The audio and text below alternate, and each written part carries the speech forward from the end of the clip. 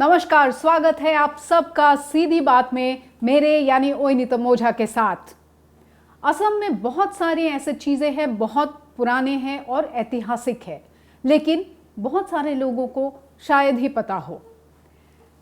यहाँ जो हम अभी मौजूद हैं ये है श्री मारवाड़ी हिंदी पुस्तकालय, जो गुवाहाटी के फैंसी बाजार इलाके में स्थित है और ये पुस्तकालय पिछले 100 सालों से यहाँ पे है।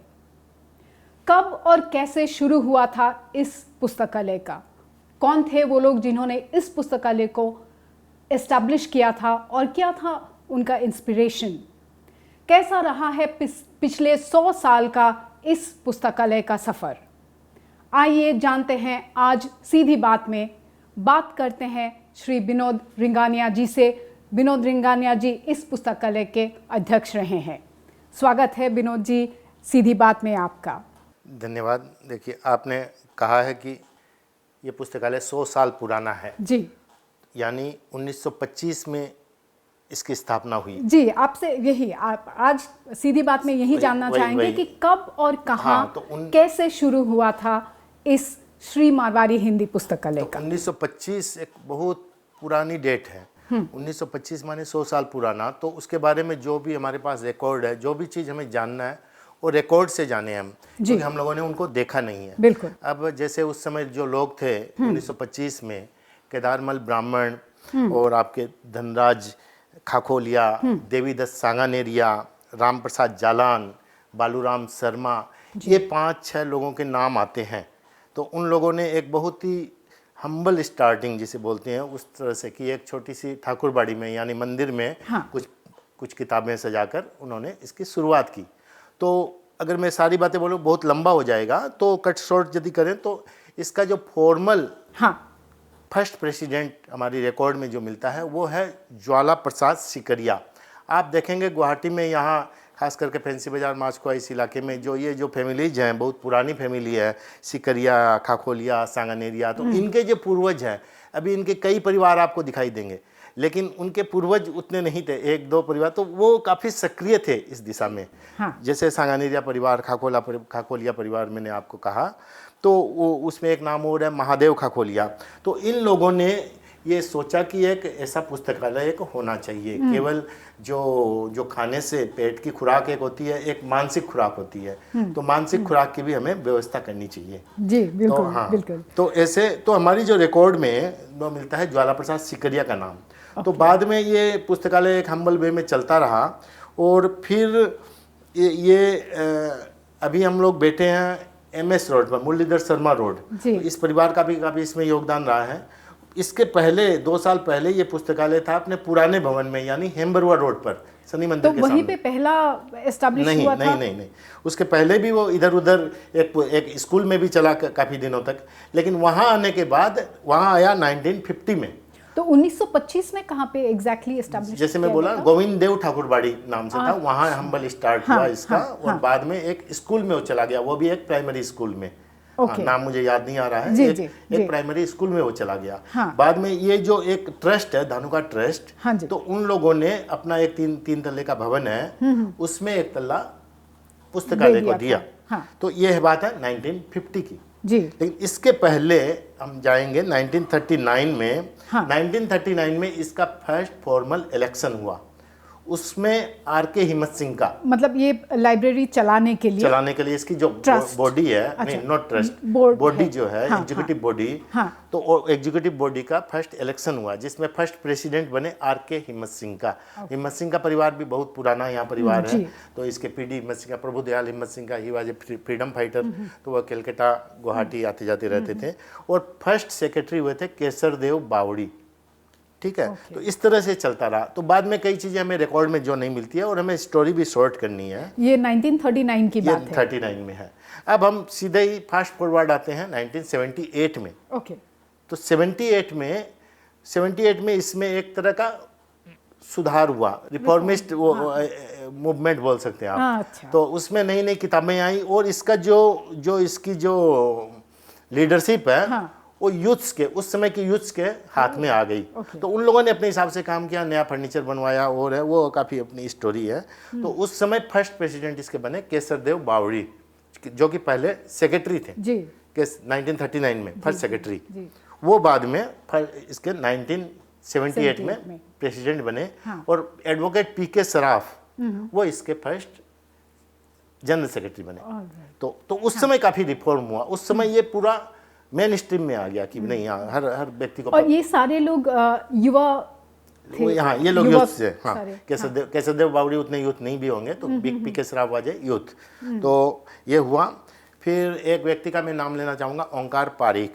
तो ओंकार पारिक को पेड क्या कार्यकर्ता के रूप में मान रखकर, तो उनका पैशन था बुक्स, और बुक्स है या लिटरेचर है, ये उनका पैशन था। तो although he was a paid, आप एम्प्लॉय कह लीजिए या वॉलंटियर कह लीजिए, जो भी है, तो वो थे पेड के हिसाब काइंड ऑफ लाइब्रेरियन टाइप से भी थे। Yes, he was a librarian. हाँ। तो लाइब्रेरियन थे वो। हाँ। और वो इसमें रात दिन लगे रहते थे, उनका ये पैशन था। उनके घर में भी आप देखेंगे उनका जो बिस्तर है, मैं जानता हूँ उनको पर्सनली। हाँ। तो उनके बिस्तर पर किताबों से भर्ती रहता था बिस्तर, वो उसमें थोड़ी जगह निकाल कर वो जैसे तैसे सोते थे। अच्छा। हाँ, बुक लवर। हाँ, बुक लवर है, रियल बुक लवर। हाँ। तो उन्होंने मुझे बताया कि यहाँ वो 15,000 टाइटल्स है, और इसके इंडेक्सिंग करना, और ट्रेडिशनल वे में इंडेक्सिंग होती थी। ये 1978 में ही 15,000 बुक, उतना उसकी रिकॉर्ड नहीं है। जी जी। लेकिन उनके कहने के हिसाब से हाँ करीब उतना हो जाएगा। एक चीज़ और है, 1979 में इसका नाम था श्री मारवाड़ी पुस्तकालय। अच्छा। हिंदी वर्ड उसमें नहीं था जी। तो 79 में जो रिफॉर्म हुआ, उसमें उसका एक पार्ट ये भी है, हिंदी वर्ड उस समय इंट्रोड्यूस हुआ। तब श्री मारवाड़ी हिंदी पुस्तकालय इसका नाम बन गया। हाँ। तो लेकिन एक और सवाल इसमें आता है कि 1925 के बारे में हम बात कर रहे हैं, तब हिंदी साहित्य कैसा था, और ये जो पुस्तकालय तब बनाने का सोचा लोगों ने, एस्टैब्लिश करने का, उस बारे में थोड़ा सा बताइए। क्या इंस्पिरेशन हुआ? तो ये बहुत अच्छा सवाल है। तो देखिए, वो 25 का समय था ना, तो 21 में, यदि मेरी मेमोरी सही काम कर रही है, तो 21 में यहाँ गांधी जी आए। तो गांधी जी क्या है, बहुत बेस पर टच करते थे। यानी उनका था कि हमारे जो नेशन बिल्डिंग होनी है, नेशन बिल्डिंग के लिए एक नेशनल लैंग्वेज चाहिए। अब नेशनल लैंग्वेज कैसे होगी? आज जैसे होता है भाई हिंदी सीखना, वो बोलने से नहीं होगा। गांधी जी ने कहा कि इसका बेस तैयार करना है, यानी इसके लिए लाइब्रेरी चाहिए। हिंदी लिटरेचर को और हिंदी भाषा को उन्नत करना है, क्योंकि हिंदी भाषा आज जहाँ खड़ी है, 1925 में वहाँ नहीं खड़ी थी। हिंदी लिटरेचर के बारे में भी वही बात है, आज जहाँ हिंदी लिटरेचर खड़ा है, 1925 में वहाँ नहीं था। तो गांधी जी ने कहा कि इसका विकास करने के लिए क्या होगा, हर छोटे कस्बे में, शहर में, बड़े शहर में, हर जगह लाइब्रेरी जो नहीं होगी। तब उनका ये आह्वान था कि हर आदमी लाइब्रेरी खोले।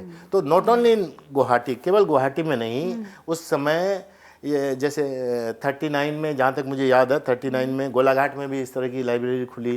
फिर 28 या ऐसे ही कोई सन होगा, उस समय डिब्रूगढ़ में लाइब्रेरी खुली, तिनसुकिया में, आपके ये देरगांव में, और गोलाघाट में बता ही दिया, फिर तेजपुर में, इन जगह इस समय सिमिलर फैशन में इसी तरह से वहाँ से पुस्तकालय वहाँ खुले। लेकिन वो अलग अलग कारणों से, कोई ज़रूरी नहीं है कि हर पुस्तकालय 100 साल, हर संस्था 100 साल, कितनी संस्थाएं होती है 100 साल चलती है, हर 100 साल नहीं चल सकती, वो बहुत कठिन काम है। इसमें भी, इस पुस्तकालय में काफ़ी उतार चढ़ाव है, ठीक है। तो अभी जैसे मैं आपको बता दूँ कि तिनसुकिया और जोरहाट में केवल अभी ऐसे पुस्तकालय चल रहे हैं, बाकी जगह जो है वो किसी न किसी कारण से बंद हो गए हैं। अब रहा कि उस समय का हिंदी साहित्य, आपने एक सवाल पूछा था, तो उस समय हिंदी साहित्य देखिए वो फ्लेजलिंग स्टेट में था। तो जैसे प्रेमचंद को डॉयन बोलते हैं कि हाँ भाई हिंदी साहित्य के सबसे बड़े लेखक आप बोल लीजिए, सबसे बड़े आइकॉन बोल लीजिए। तो वो प्रेमचंद का ज़माना था, प्रेमचंद थे, ठीक है। महादेवी वर्मा, जो उसे छायावाद कहते हैं, वो छायावाद का ज़माना था। लेकिन बाद में जो चीज़ें आई हिंदी साहित्य में, जो हम ट्रेंड देखते हैं, जैसे आपके दलित साहित्य है, और आपके फेमिनिज्म है, फिर एग्जिस्टेंशियलिज्म से रिलेटेड चीज़ें हैं, वो उस समय बिल्कुल 25 में बिल्कुल नहीं थी, 30 में भी नहीं थी, 40 में भी नहीं थी। उसके बाद चीज़ें आने लगी, जैसे नई कहानी आंदोलन है। तो ये सब चीज़ें बहुत बाद में आई, नई कहानी में, कि आपके दिमाग में क्या चल रहा है, मन में क्या चल रहा है, जैसे स्ट्रीम ऑफ कॉन्शियसनेस जिसे बोलते हैं। तो आपके दिमाग में उसी को आपने लिख कर दिया। बाहर कोई घटना हो रही है, दिमाग के अंदर घटना हो रही है, जैसे निर्मल वर्मा का सारा साहित्य आप देखेंगे, वो वही चीज़ है। तो वो 25 में नहीं था। तो 25 में प्रेमचंद जैसों ने उसकी ज़मीन तैयार की, फसल तो बहुत बाद में होगी, तो उन्होंने बिल्कुल इसी साहित्य की या हिंदी भाषा के साहित्य की फसल जमीन तैयार की है, क्योंकि शब्द है, कितने शब्द उर्दू के आएंगे, कितने शब्द अंग्रेजी के आएंगे, अभी हम बात कर रहे हैं उसमें अंग्रेजी शब्द आ रहे हैं, तो एक है, लेकिन इसकी लिखित भाषा है वो एक अपना रूप ले ली है। मैं यदि बोलूँगा एक स्टूडेंट का एक्सीडेंट हो गया तो वो नहीं चलेगा, मुझे बोलना पड़ेगा कि एक छात्र की दुर्घटना हो गई है, तो ऐसे बोलना, क्योंकि वो एक रूप ले ली है, लेकिन बोलने में अभी वो रूप लेना बाकी है, बोलने में वो चेंज हो रही है भाषा, हर 10 साल पर भाषा चेंज हो रही है। तो ये जो चीज़ है 25 में, तो 25 में प्रेमचंद जैसों ने उसे बनाया, भाषा को बनाया। तो वैसे समय में ऐसे एक हिंदी पुस्तकालय जिसे दूर दराज कहा जाता है, देश का दूर दराज एरिया कहा जाता है, असम जैसे जगह असम जैसी जगह में, हालांकि दूर दराज नहीं है, बाहर वाले इसे दूर दराज समझते हैं, हमारे लिए ये मेन स्ट्रीम है। कोई बोलता है अरे आप तो जंगल में रहते हैं, बाहर से लोग, क्या यहाँ कहाँ जंगल है? बिल्कुल बिल्कुल, और आपके हालात तो बिल्कुल ही बदल चुके हैं। हाँ जी। तो वैसे उस समय जो साहित्य की ऐसी स्थिति थी, उस समय उन्होंने ये पुस्तकालय, तो it is commendable. Absolutely absolutely. और जैसे आपने बताया कि ज़्यादातर युवक थे उस समय के, तो इसी से जुड़ा हुआ मेरा सवाल है कि आज के समय के बारे में अगर बात करें तो बच्चे हो, बुज़ुर्ग हो, लोगों के पास समय बहुत कम है, चाहते हुए भी वो लोग किताब नहीं पढ़ पाते हैं। बहुत लोगों को मन करता है लेकिन नहीं हो पाता है। तो ऐसे परिस्थिति में, और बच्चे लोग तो आजकल ज़्यादातर डिजिटल एज है, मोबाइल में देख लेते हैं या आईपैड में पढ़ लिया, किंडल में पढ़ लिया, तो ऐसे हालात में ये पुस्तकालय चलाना, चैलेंजेस क्या क्या है और किस तरह से आप लोग ये एक कि बच्चों के बीच में लोग आए यहाँ पे, वो किस तरह से आप लोग कर पा रहे हैं? देखिए, ये एक मिथ है कि आज न्यू जनरेशन किताब कम पढ़ रही है, ऐसी बात नहीं है। मैं यूथ से इंटरेक्शन रखता हूँ, हमारे जो रिलेशंस में हैं या रिलेशंस में नहीं है, हमारे ऐसे ही जान पहचान है वे लोग हैं, उनके मैं घरों में जाता हूँ कि आज का जो स्टूडेंट है उनके आप वर्किंग टेबल पर जाइए तो आप देखेंगे 10-15 बुक्स अवेलेबल रहेगी अदर देन मतलब सब्जेक्ट रिलेटेड बुक्स से भी ऑब्वियसली, हाँ, स्टडी को छोड़कर, जिनको ट्रेड बुक बोलते हैं बुक बिजनेस में, तो वो आपको मिलेगी। वहाँ से मैं बोरो कर भी ले आता हूँ, उनको वापस देता हूँ। तो ये है, ये हमारे टाइम से, हमारे टाइम में, हमारे पूरे जो जिस टाउन में मेरा जन्म हुआ वहाँ जो 6-7 लोग ही ऐसे पढ़ने वाले थे जो हम लोग आपस में एक्सचेंज करते थे। फिर वहाँ उस समय खरीदने की कोई फैसिलिटी नहीं थी। अभी आप अमेजन में अभी ऑर्डर दीजिए और आपको किताब आ जाएगी। फिर बुक शॉप तो अभी भी असम के छोटे टाउनों में बुक शॉप नहीं है, दैट इज़ रियलिटी, लेकिन आप असम के छोटे टाउन में बैठकर आप बुक मंगा सकते हैं। आज आप ऑर्डर देंगे, परसों आपके यहाँ किताब आ जाए। तो बुक का पढ़ना बढ़ा है, कम नहीं। ये एक मिथ है कि बहुत कम हो गया, बहुत बिजी हो गए लोग, और बिजी हो गए ऐसे जो 24 घंटा पहले आदमी के पास समय था, 24 घंटा ही अभी भी है। तो ये एक बहुत बड़ा मिथ है जिसे मैं तोड़ना चाहता हूँ कि लोग ज़्यादा किताब पढ़ रहे हैं। किंडल आने से बुक रीडिंग बढ़ी है। मेरे पास है, तो कोई चीज़ मैं किंडल पर पढ़ता हूँ, कोई मैं हार्ड बुक में वैसे पढ़ता हूँ। तो अलग अलग सिचुएशन देखकर, गाड़ी में जा रहे हैं तो गाड़ी में कोई किताब पढ़ने लोग, क्या ये किताब पढ़ रहा है, तो कोई इंडिया में वो उस तरह की कल्चर नहीं है किताब पढ़ने की। आप बाहर वेस्ट में जाइए तो देखेंगे, आप रेस्टोरेंट में बैठे हैं तो 3-4 लोग किताब पढ़ते हुए आपको मिल जाएंगे। यहाँ पढ़ेंगे, यहाँ नहीं मिलेंगे, क्योंकि वो यहाँ कल्चर नहीं है। लेकिन यहाँ मोबाइल पर आप कुछ पढ़ रहे हैं तो दैट इज़ ओके, वो एक्सेप्टेबल है।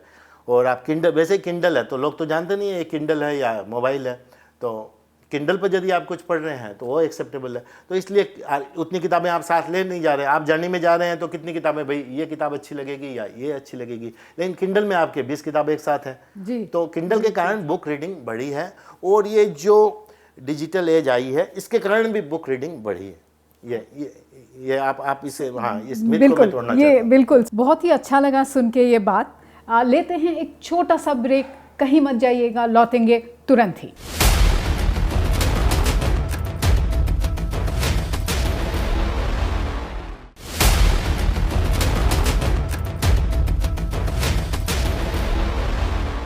स्वागत है फिर से आप सबका सीधी बात में। सीधे चलते हैं रिंगानिया जी के पास। रिंगानिया जी, अभी इस लाइब्रेरी में किस तरह का किताबें मौजूद हैं, टाइटल्स क्या क्या है और लगभग कितने किताबें होंगे यहाँ पे? जैसा कि मैं शायद बताया था आपको, यहाँ लगभग 15,000 टाइटल्स यहाँ है अभी भी, मतलब हाँ। तो इसमें मेनली हिंदी बुक्स है जो कि हिंदी लिटरेचर रिलेटेड है। जो इनमें टेक्स्ट बुक या कोई जैसे मैनेजमेंट वगैरह वैसी कोई बुक्स नहीं है हमारे, क्योंकि एक हमारी लिमिट है कि हमारे इस ढंग से एक लिमिट डालनी पड़ेगी ना, ये हमारी लिमिटेशन है। मतलब ज़्यादातर साहित्य से जुड़े हुए 100% साहित्य से जुड़ी हुई, 100 नॉट ज़्यादातर। ठीक है, तो अब इसमें लैंग्वेजेज क्या है, तो मेनली हिंदी है और इसके अलावा आसामीज भी है। आसामीज में जैसे आप देखेंगे तो आपको मिलेगा लखीनाथ बेजबरुआ के complete volumes, Jyoti Prasad Agrawala complete volumes, Hemang बिस्वास कंप्लीट वॉल्यूम्स, नवकांत बरुआ, ऐसे करके आपको ये सारे कंप्लीट वॉल्यूम्स हम लगे। तो कोई भी आदमी रिसर्च करना चाहता है जयमती, ओरिजिनल जयमती क्या लिखा हुआ था क्या है, तो अलग अलग आपको इधर उधर कहीं भटकना नहीं पड़ेगा। कंप्लीट जो लखीनाथ बेजबरुआ हमारे पास है तो उसमें से आप निकाल सकते हैं। तो इस तरह की बुक्स हैं। और हमारे क्या है, हमारे ये न्यू प्रोजेक्ट हमने लिया है कि जो भी जिस किताब को बुकर प्राइज मिला है और जिसको नोबेल प्राइज मिला है, वो सारी हमारे यहाँ स्टॉक करने का हमारा प्लान है। और इसमें हम आगे भी बढ़ रहे हैं। बहुत सारी बुक्स हमारे पास आ गई है जिनको नोबेल प्राइज मिला है और इंग्लिश में। ठीक है, यदि हिंदी अनुवाद है तो ठीक है, ओके, नहीं तो इंग्लिश में वो सारी किताबें हम स्टॉक कर मिलेंगे। जी, आप इस लाइब्रेरी के विजन के बारे में और जानेंगे आपसे, लेकिन उससे पहले मेरा सवाल है, यहाँ पे किताबों के अलावा एक्टिविटीज़, प्रोग्राम्स क्या क्या रखते हैं? हाँ, तो प्रोग्राम्स इसकी स्पेशलिटी है। जो प्रोग्राम्स इसमें काफ़ी सालों से, बहुत पहले से इसमें हमेशा जो बुक रीडिंग के अलावा बुक बोरोइंग और यहाँ आके जो बैठ कर के बुक्स पढ़ते हैं, इसके अलावा यहाँ काफ़ी एक्टिविटीज होती है। जैसे शिल्पी दिवस मनाना 17 जनवरी को, ये है 15 अगस्त 26 जनवरी, वो सब तो है, वो काफ़ी रूटीन तरह के हमारे कार्यक्रम हैं।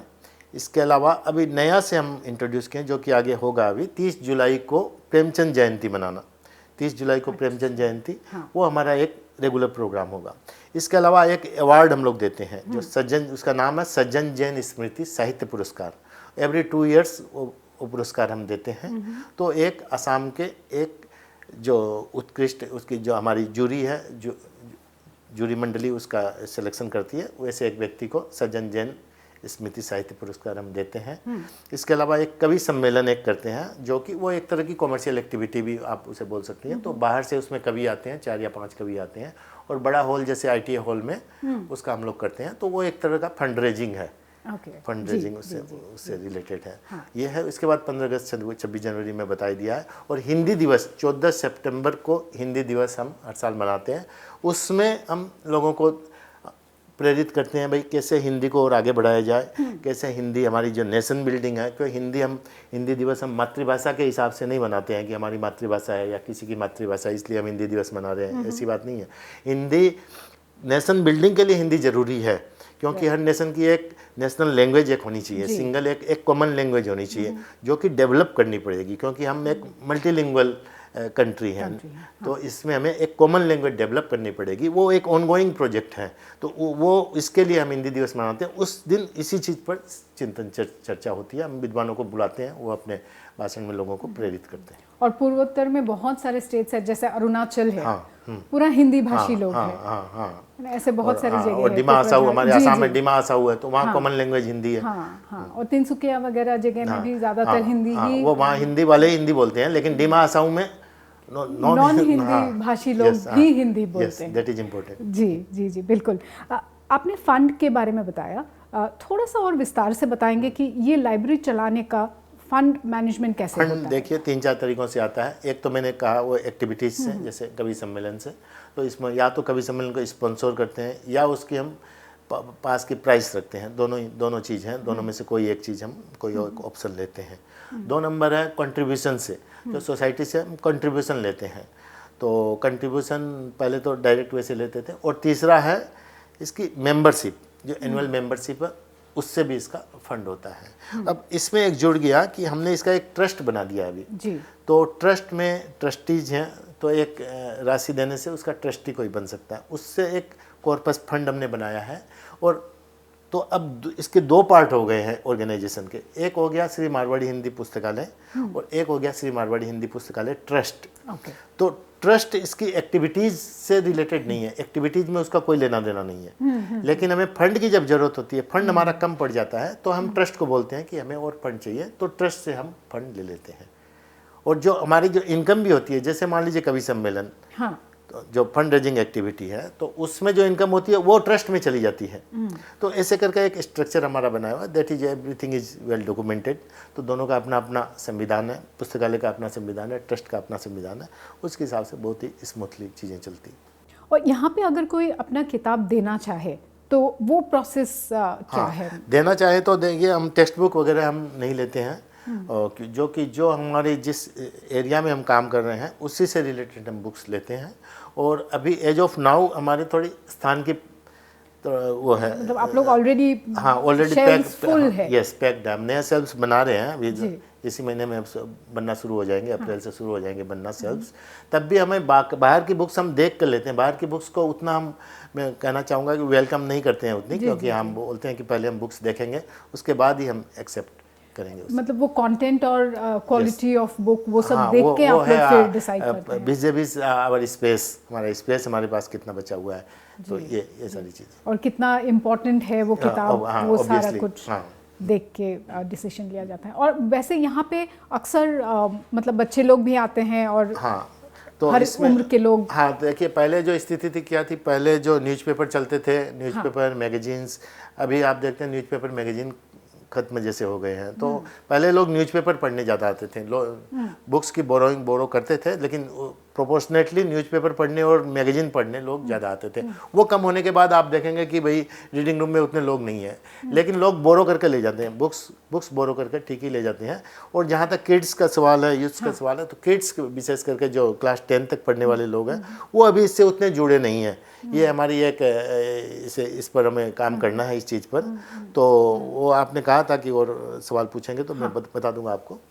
तो किड्स का जो चीज़ है उस पर काम करना अभी बाकी है हमें। जी, मतलब जैसे आपने बताया था कि डिजिटली भी लोग अभी पढ़ने लगे हैं, पढ़ना कम नहीं हुआ है, लेकिन किताब उठा के पढ़ना या लाइब्रेरी आके पढ़ना थोड़ा सा घटा है।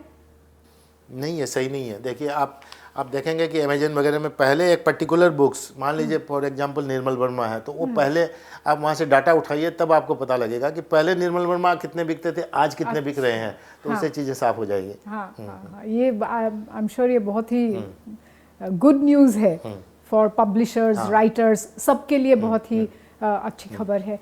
फाइनली आपसे जानना चाहेंगे श्री मारवाड़ी हिंदी पुस्तकालय का आगे का विजन, अगले 5 साल में या इसी साल में और क्या नया आप लोग प्लान कर रहे हैं? देखिए, पुस्तकालय पहले इसका स्ट्रगल था तो स्पेस को लेकर, तो अभी वो सॉल्व हो गया है। अब स्पेस की प्रॉब्लम सॉल्व हो गई है। अभी हमने एक छोटा सा हॉल भी बनाया है, कॉन्फ्रेंस हॉल है। तो कॉन्फ्रेंस पहले उसी के अंदर ही करना पड़ता था हमें, चेयर टेबल एक साइड करके, लेकिन अब एक अपना डेडिकेटेड हॉल है इसके लिए। वो हम किराए पर भी देते हैं, बाहर के लोग यदि सिमिलर एक्टिविटीज़ करते हैं तो उनको भी हम लोग देते हैं। तो वो एक सॉल्व हो गया, तो उसका हम यूज कर रहे हैं। अभी हमारा विजन है, मिडिल टर्म विजन है कि एक नंबर है, हम स्टूडेंट कम्युनिटी को इससे जोड़ना चाहते हैं, उनके फुटफॉल यहाँ कैसे बढ़े, इस पर हम काम कर रहे हैं। इसके लिए हम लोग quiz competition, debate competition, extempore speech, जो स्टूडेंट रिलेटेड जो कंपटीशंस है, जो एक्टिविटीज़ है, उनको हम बढ़ाना चाहते हैं। वो हम बढ़ाएंगे और 2-3 सालों में ही अच्छे यहाँ फुटफॉल किड्स के जो स्कूल गोइंग स्टूडेंट्स हैं उनके पढ़ेंगे। एक नंबर है। और 2 नंबर है कि जो इंटेलेक्चुअल एक्टिविटीज़ है, तो गुवाहाटी के इंटेलेक्चुअल एक्टिविटीज़ का हम इसको एक सेंटर बनाना चाहते हैं, क्योंकि हमारे पास हॉल है तो उसमें छोटे छोटे विषय है, कई विषयों पर जो एक साथ बैठकर बात करने का समय नहीं रहता है तो स्थान नहीं रहता, स्थान और समय की प्रॉब्लम रहती है। लेकिन वो उसमें से एक चीज़ सॉल्व हो गई है। अब दूसरी चीज़ हमें करनी है कि हम उनको प्रोग्राम देंगे, भैया ये हमारा सब्जेक्ट है, ये ऐसे कोई समाज में घटनाएं हो जाती है तो उन पर बैठकर हमें चिंतन करना चाहिए। तो उसके लिए ये लाइब्रेरी को हम एक सेंटर के रूप में डेवलप करना चाहते हैं। और ये जो आप लोगों का प्लान है engaging with students and all, इसके लिए कुछ स्कूलों के साथ भी आप लोग कांटेक्ट करेंगे? हमारे जो ये हमारा फैंसी बाजार में स्थित है सेंटर है, इसके आसपास जो स्कूल्स हैं, जैसे कई स्कूल्स हैं, 4-5 स्कूल है, उन्हें हमने पिन पॉइंट किया है, उनके हेडमास्टर से हमने बात भी की है। तो वहाँ के स्टूडेंट्स हम, जैसे अभी हमने 4 स्टूडेंट्स को पिन पॉइंट किया है। तो उनमें से 15 स्टूडेंट्स हमने हेडमास्टर को कहा 15 स्टूडेंट हमें दीजिए, तो 60 स्टूडेंट्स हमारे पास आएंगे। तो 60 स्टूडेंट्स के बीच में जैसे डिबेट कंपटीशन वगैरह वो एक्टिविटीज़ होगी, क्योंकि हमारे पास स्पेस भी उतना ही है। हम जैसे 200 स्टूडेंट एक साथ आ जाए तो हम नहीं करा सकते। जी बिल्कुल बिल्कुल। और कुछ ऐसा भी प्लान है क्या कि जैसे नेबरहुड में जाके, आसपास के लोकेलिटीज़ में जाके स्प्रेड करना, या डिजिटल तरीके से लाइब्रेरी को थोड़ा सा और लोगों के बीच लेके जाना? में नहीं गए हैं, क्योंकि हम एक जगह हमारा फोकस कर लिए कि 2 पॉइंट्स पर हमारा फोकस है, क्योंकि हम ज़्यादा चीज़ों को स्प्रेड करेंगे तो कुछ भी और नहीं हो पाएगा। तो एक जगह हमारा फोकस है इस तरह से। और छोटी बाकी एक्टिविटीज हमारी चलती रहती है। जैसे हमें अभी इसी संडे को, आने वाले संडे को एक एक्टिविटी होगी, एक लेडी है अक्षिता बोलकर, तो वो उन्हीं का प्रोजेक्ट है एक्चुअली। मतलब कल होगा, कल संडे? जी यस। तो संडे को वो होगा, तो उसमें बुक रीडिंग, तो बहुत ही छोटे बच्चे हैं, 4 साल से बड़े बच्चे हैं, तो उनको बुक रीडिंग जो उनको जो वो पढ़ेंगे, जोर से उच्चारण करके पढ़ेंगे, फिर आपस में बुक्स को वो लोग आपस में एक्सचेंज करेंगे। इस तरह से एक्टिविटीज होगी। तो उससे भी हम सीखेंगे कि उसमें क्या हमारी रह गई, उसको कैसे आगे बढ़ाना है, वैसी एक्टिविटीज आगे चला सकते हैं कि नहीं। तो एक तरह से वो एक्सपेरिमेंटल एक्टिविटी होगी। जी, बहुत अच्छा लगा बात करके। बहुत सारी इन्फॉर्मेशन हमें मिला श्री मारवाड़ी हिंदी पुस्तकालय के बारे में, और आपका इनिशिएटिव्स के बारे में भी जान के बहुत ही अच्छा लगा। बहुत बहुत धन्यवाद आप मेरे से सीधी बात में आज बात करने के लिए। धन्यवाद। धन्यवाद।